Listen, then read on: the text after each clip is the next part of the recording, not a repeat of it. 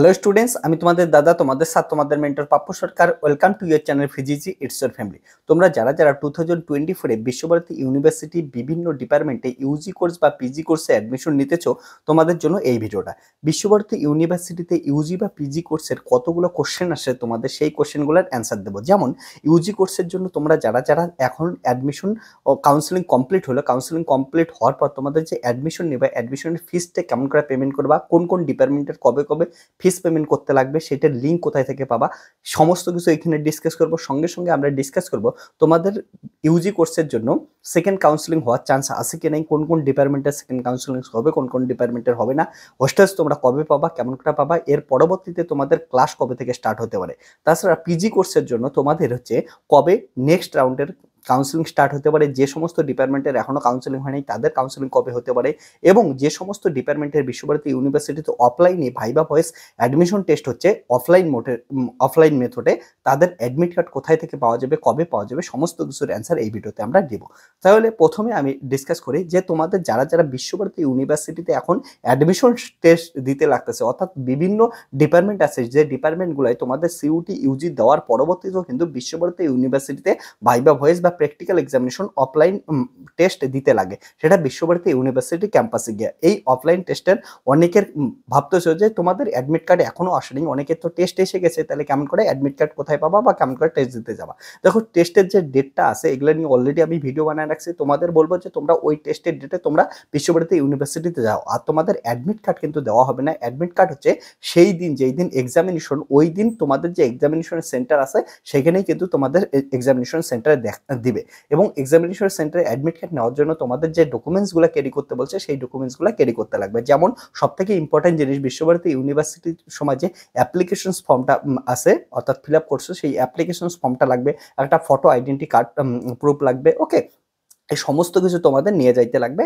এবং তারপরে যখন এক্সামিনেশন সেন্টারে ডকুমেন্ট ভেরিফিকেশন করাবা, ডকুমেন্ট দেখে নেবে, তখন তোমাদের ওখানে অ্যাডমিট কার্ডটা দিয়ে দেবে। তার জন্য যে টাইমিংটা বলা আছে সেই টাইমের আগে, তোমাদের যে টাইমটা দেওয়া আছে সেই টাইমের মধ্যে তোমরা কিন্তু চলে যাবা, ওইখানেই অ্যাডমিট কার্ড পাবে। এবার আসি হচ্ছে বিশ্বভারতী ইউনিভার্সিটি পিজি অ্যাডমিশন। তোমরা যারা যারা বিশ্বভারতী ইউনিভার্সিটি পিজি অ্যাডমিশন নিতেছো, বিভিন্ন ডিপার্টমেন্টের কিন্তু অলরেডি তোমাদের কাউন্সিলিং হয়েছে, যেমন এগ্রিকালচারের কাউন্সিলিং হয়েছে, এবং তাছাড়া অন্যান্য ডিপার্টমেন্টের কাউন্সিলিং হয়ে গেছে। অনেক ডিপার্টমেন্টে তাদের তো ফিস পেমেন্টও হয়ে গেছে, তোমাদের অ্যাডমিশন কমপ্লিট হয়ে গেছে।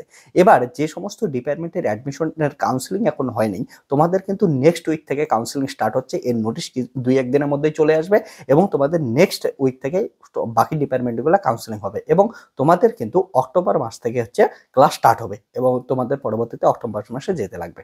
ওকে, সো যাদের যাদের এখনো কাউন্সিলিং হয়, ভয় পাওয়ার কিছু হয়নি, তোমাদের কাউন্সিলিং এর ডেট নেক্সট উইকের মধ্যে চলে আসবে, এবং নেক্সট উইক থেকে কাউন্সিলিং হবে। তারপরে কাউন্সিলিং করবা, যারা যারা চান্স পাবা ফিস পেমেন্ট করবে, অ্যাডমিশন নেবা, এবং পরবর্তীতে ক্লাস যখন স্টার্ট হবে ক্লাস করতে চলে যাবা। এবার আসি তোমাদের বিশ্বভারতী ইউনিভার্সিটিতে যারা ইউজি কোর্সে অ্যাডমিশন নিতেছো, তোমরা যারা যারা ইউজি কোর্সে অ্যাডমিশন নিতেছো, তোমাদের কিন্তু অলরেডি অনেক ডিপার্টমেন্টের ক্ষেত্রে অলরেডি কাউন্সিলিং হয়ে গেছে।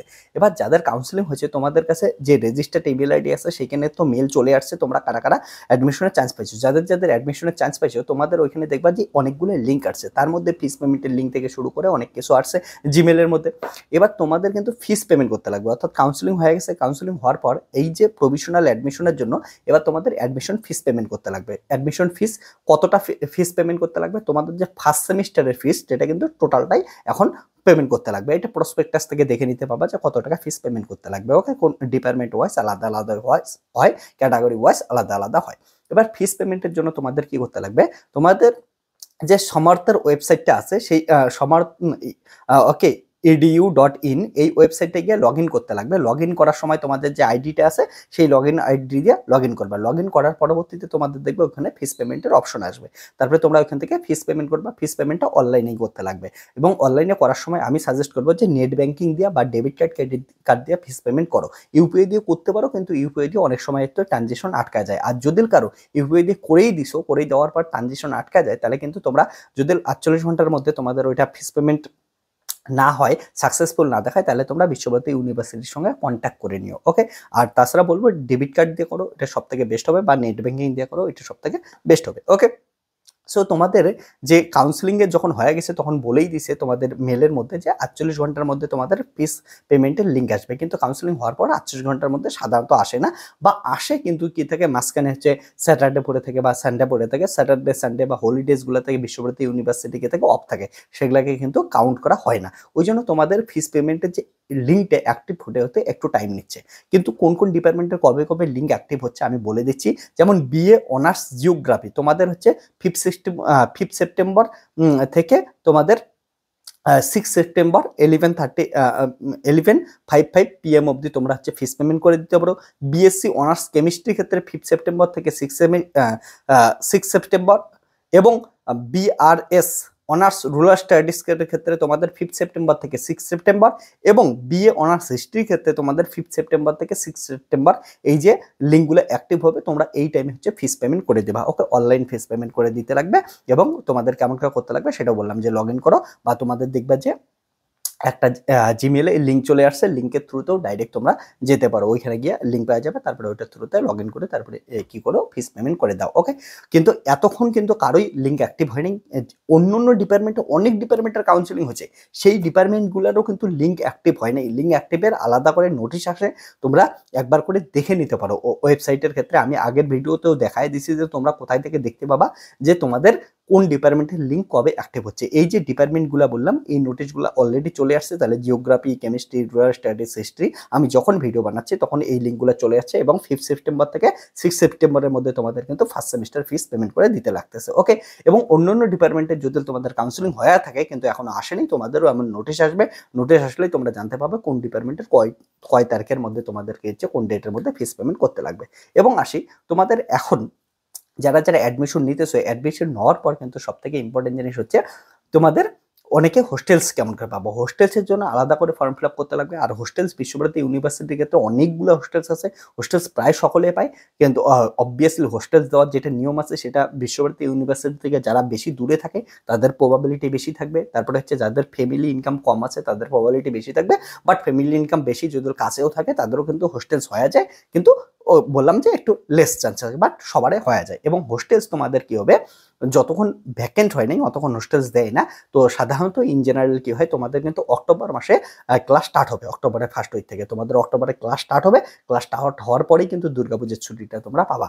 এই যে অক্টোবর মাসে যখন ক্লাস স্টার্ট হবে, ক্লাস স্টার্টের পরবর্তীতেই তোমরা হচ্ছে সেদিনকে ফিজিক্যাল ভেরিফিকেশন সমস্ত কিছু করাইতে লাগবে, সমস্ত যে সার্টিফিকেটগুলো আছে অরিজিনালি সেগুলো দেখাইতে লাগবে, এবং তোমরা তখন হচ্ছে হোস্টেলসের জন্য অ্যাপ্লিকেশন দিয়ে দেবা। পরবর্তীতে পূজার পরবর্তীতে ছুটিটা যখন হবে তখন কিন্তু হোস্টেলস পেয়ে যাবে। অর্থাৎ অ্যাডমিশনের মোটামুটি 1 মাসের মধ্যে সবাই হোস্টেলস পাওয়া যায়। তার আগে যদি কারো ক্লাস স্টার্ট হয়ে যায় তাহলে অনেকে মেসে থাকে, বা হচ্ছে ওইখানে অনেক হোটেল টোটেল আছে ওইখানে থাকে, কিন্তু হোস্টেলস পাওয়া যাবে এমন ভয় নেই, কিন্তু সবার হোস্টেলস হয়ে যাবে। এবার আসে তোমাদের সেকেন্ড কাউন্সিলিং হবে কি হবে না। সেকেন্ড কাউন্সিলিং বিভিন্ন ডিপার্টমেন্টের ক্ষেত্রে হবে, বিভিন্ন ডিপার্টমেন্টের ক্ষেত্রে হবে না। তার আগে বলি, যারা ওয়েটিং লিস্টে আসো, ওয়েটিং লিস্টে স্টুডেন্টদের ক্ষেত্রে তোমাদের কিন্তু অনেক চান্স থাকবে। এমন দেখবা, সাপোজ আমি কথার কথা বলতেছি, একটা ডিপার্টমেন্ট ইন্টিগ্রেটেড, ওকে, ইন্টিগ্রেটেড কোর্সের জন্য যারা যারা ইন্টিগ্রেটেড কোর্সের আসো তাদের ক্ষেত্রে ফার্স্ট কাউন্সিলিংয়ে যাদের যাদের নাম আসছে সকলে অ্যাডমিশন নেবে না, কারণটা ইন্টিগ্রেটেও নাম আসছে, ওদের হয়তো কেমিস্ট্রিতেও আসছে বা ফিজিক্সে আসছে, অনেক স্টুডেন্ট ফিজিক্সে অ্যাডমিশন নেবে বা কেমিস্ট্রিতে অ্যাডমিশন নেবে। এর ফলে কি হবে যে ফার্স্ট মিস্টে যারা যারা নাম আসছে তাদের কি হবে, অনেকে অ্যাডমিশন নিবে না, ওইখানে সিট ভ্যাকেন্ট হবে। ওই সিটগুলো পরবর্তীতে ওয়েটিং লিস্টের সিট দ্বারা কিন্তু তোমাদেরকে হচ্ছে ফিল আপ হবে। এবং তোমাদের হচ্ছে সেকেন্ড কাউন্সিলিং হবে কি হবে না, সেকেন্ড কাউন্সিলিং হওয়ার চান্স খুবই খুবই খুবই কম থাকে, খুব 2-1টা ডিপার্টমেন্টে হলেও হতে পারে, বাকি ডিপার্টমেন্টগুলো কিন্তু সেকেন্ড কাউন্সিলিং হয়ই না, আগেই বললাম।